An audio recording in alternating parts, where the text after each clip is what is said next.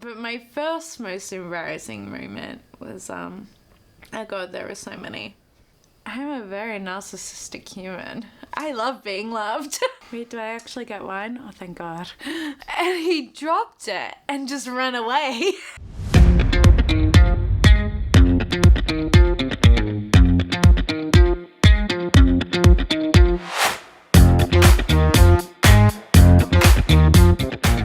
Skie is your real name. Yes, Skie is my real name. It is my legal name. It is quite unusual. It is, and it would be much more better if people stopped calling me Skie, but yes. First question. How do you know the moon isn't made of cheese? Bless, is this really the first question? Because cheese can't consist at that density or float that high, and it's made out of milk, and cows don't exist in space.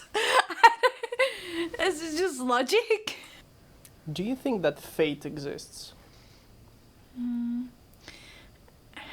Yes and no. Okay, so I believe that everything in life that has occurred and will ever occur happened at the start of the Big Bang. Humans are just experiencing it in slow motion. However, I also believe in multi-universe theory, which means that fate can be altered based on different situations and different choices you make. A little like sliding doors. So endless possibilities, but they all have like the same kind of endpoint. What does it mean to be happy? God. You should don't know. know. You should know. Every time I see you, I'm a you're happy very person, happy. but like, Jesus, no one actually knows the definition of happiness. It's just being in the moment. Happiness can't be defined. That's why everyone's looking for it. Happiness is being in the moment. Pretty much. You can't be sad if you're not worried about the past or worried about the future. Like right in this very second right now. The only thing I've got to be happy or sad about is the fact that I feel a little bit anxious, right? And that's it. Everything else doesn't matter. That's the definition of happiness, I guess. I took that from Eckhart Tolle, so, I take no credit. What is true friendship? I don't know. Never had one? Friends, but each of my friends is different. Like, the requirements are different.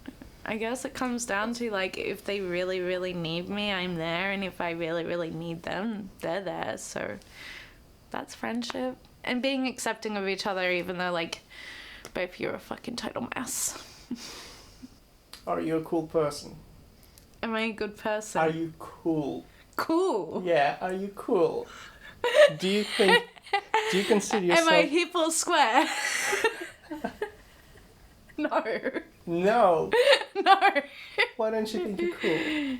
Definitely not cool. I would argue that later. Is it easier to love or to be loved?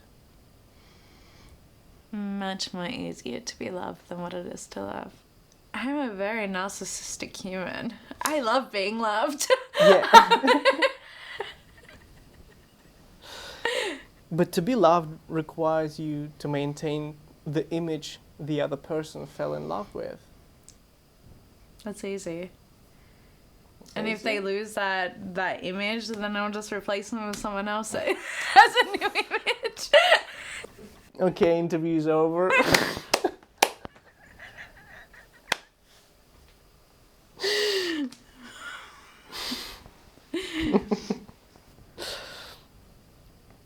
If you could change anything in your past, what would it be? Honestly, this is so cliche, but I would have stayed in school. Well, I left in year 10, half my fault, half my mother's fault.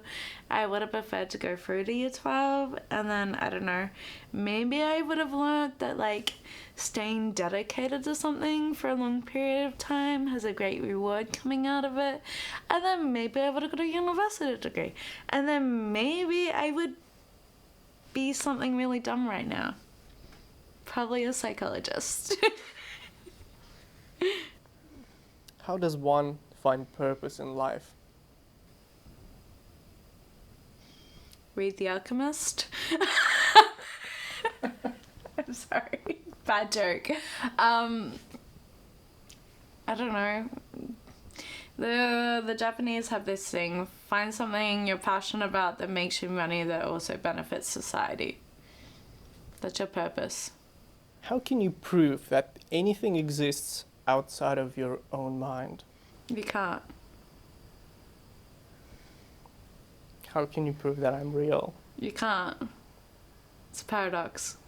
Same as if you're not in Russia, how do you know that it even exists? The internet? But how do I know the internet wasn't existed in my mind? Russia probably doesn't even exist. I've never been. Probably. Can achieving nothing make a person happy? Sometimes, yes. Because everyone's always in a rush to be somewhere, do something, be better, do greater. And then they get like all stressed and like caught in their heads and they get anxiety, they get depression because they're not reaching anything. And sometimes you just need to stop and do like a hard reset. And a hard reset is just doing nothing. And a hard reset makes you happy. The same as you hard reset a computer when it's full of viruses. Do you think that people get less happy with age? Definitely. And why is that? Because we get more responsibilities and more bullshit and more like expectations. I think it like there's a point though. Like we're really really happy when we're children. We get really depressed when we're like teenagers and young adults. And then like I don't know. I found at 30 that like a little switch clicked in my brain, and I just stopped giving a fuck what people thought about me. Like I still care, but I don't care as much. Which is making me happier, but I'm also more cranky because I'm less tolerant. So, well, I remember being like 25 and freaking out. And I'm like, I need to get my life together. I need to get everything sorted. I'm going to be 30 in like 5 years, you know, and I don't have like this great career plan or like a house or anything. And then I reached like 27. I was like, oh, holy shit, all my friends in my 30s have no idea what the fuck they're doing. So I'm like, okay, maybe it's not so bad, but I was still like subconscious about how other people thought about me and what people thought about what I did and stuff. And then at 30, I'm like, why the fuck do I care what they think about me? Because like, one, they're not a long-standing participant in my life. And two, not to be that person, but they're not paying my fucking bills, are they? And what is your most embarrassing moment in life? Oh god, there are so many. But my first most embarrassing moment was, I was in year 5 and I had this massive crush on this kid, Ahan.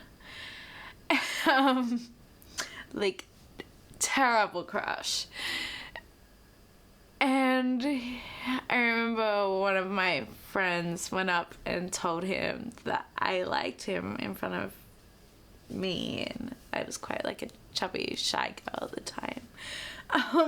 And he was drinking a juice box. And he dropped it and just ran away. And I was like, the fuck?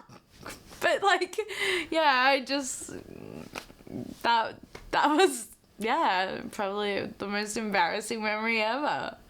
He never really spoke to me after that, so. If death is inevitable, why bother doing anything? That's the thing. Because death is inevitable, we should do everything. It gives us... You ever see The Good Place? Probably not. Okay, the reason why people got bored and felt worthless was because life was going to go on forever and ever and ever and ever and ever. Giving them the option of death gave them the ability to live everything to the fullest, and gave them the ability to take chances and options, and to know that you only truly live once, so you should go out and do as much as you possibly can in the very short time frame that we have. But why a lot of people don't do that? Because they're fucking idiots and they think they're gonna live forever, and they're so caught up on expectations of what a perfect life is because they watch too many TV shows, I'm assuming. Society says I need to get married at this age, have children at this age, buy this house, work a 9 to 5, blah blah blah, etc., and be this perfect person. And then on my deathbed, because I've had kids and I bought a house, I should be satisfied. And why am I not happy with my life? I don't know, you forgot to live. What would be a perfect day for you? Early mornings, 27-degree sun, a massage, drinks on a beach, maybe something a little fun and exciting. I just bought a bike, so a bike ride, something like that. Cute little like tapas bar, small bar, jazz music, sunset, stars, bed. Perfect day.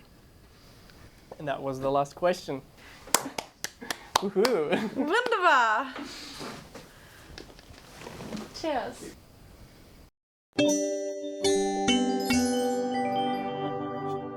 This mindset is new. A few hundred years ago, you couldn't travel from one social status to another. You know, you were born into something, and you lived within those limits. Yeah. But we're not 100 years ago, are we? No. But the question is, will the free mind lead us to a better place? If we cut down the population, then yeah, it would create a better society. It will move us forward. I think everyone will be a lot more happier. How do you cut down on population? Release some viruses. No, actually, most millenniums and Gen Zers aren't having children or getting married anymore. So that will cut it down itself. You didn't like what you just said.